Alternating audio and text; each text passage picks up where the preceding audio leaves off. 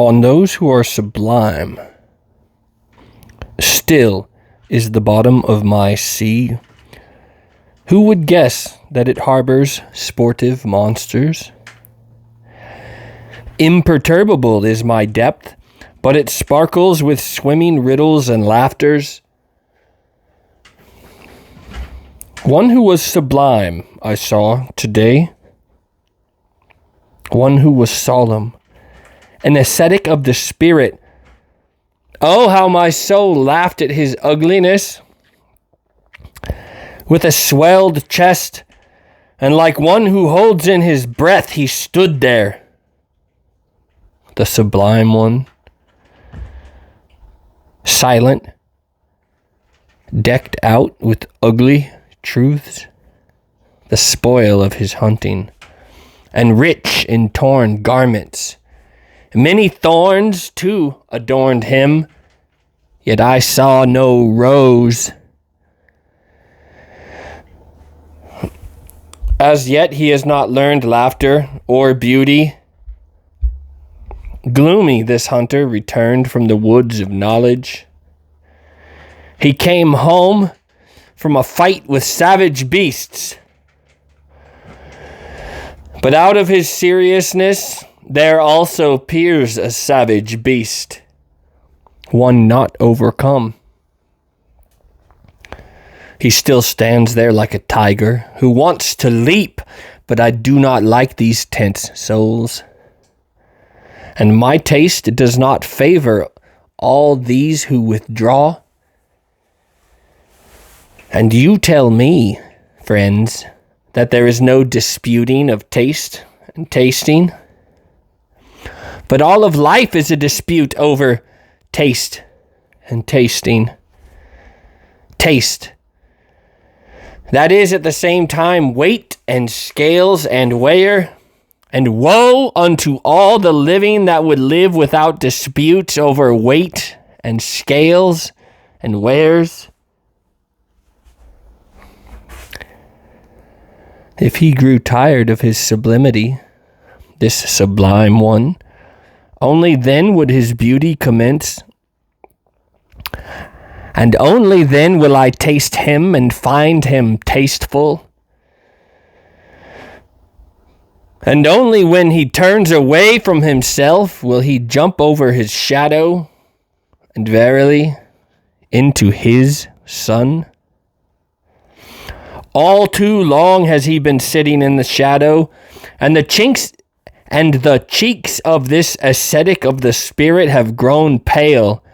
He almost starved to death on his expectations. Contempt is still in his eyes, and nausea hides around his mouth.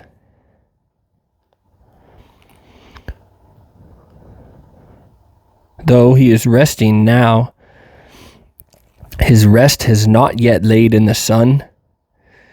He should act like a bull, and his happiness should smell of the earth, and not of contempt for the earth. I would like to see him as a white bull, walking among the plowshare, snorting and bellowing, and his bellowing should be in praise of everything earthly.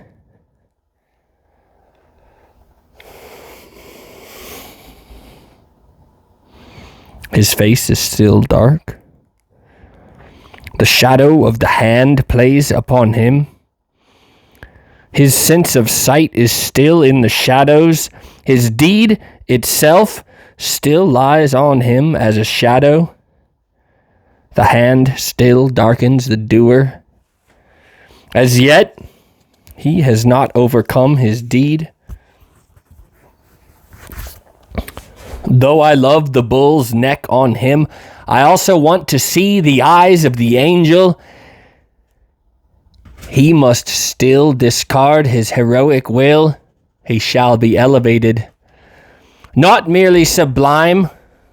The ether itself should elevate him, the will-less one. He subdued monsters. He solved riddles, but he must still redeem his own monsters and riddles, changing them into heavenly children. As yet, his knowledge has not learned to smile and to be without jealousy. As yet, his torrential passion has still not become in beauty. Verily, it is not in satiety that his desires shall grow silent and be submerged, but in beauty. Gracefulness is part of the graciousness of the great-souled. His arm placed over his head, thus should the hero rest.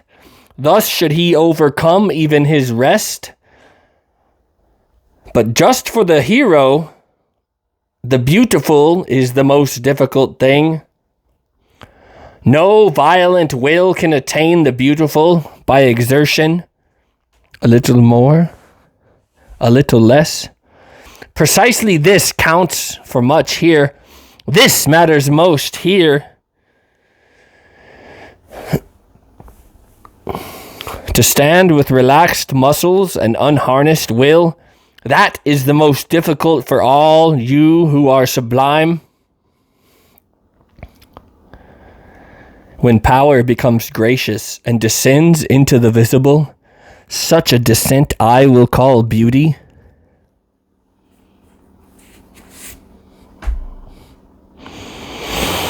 And there is nobody from whom I want beauty as much as from you who are powerful. Let your kindness be your final self-conquest.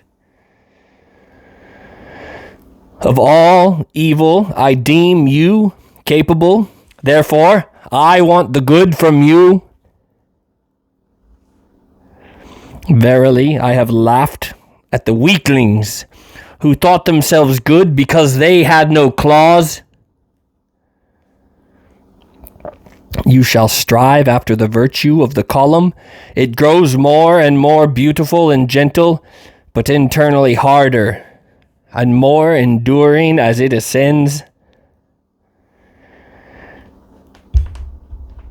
Indeed, you that are sublime shall yet become beautiful one day, and hold up a mirror to your own beauty.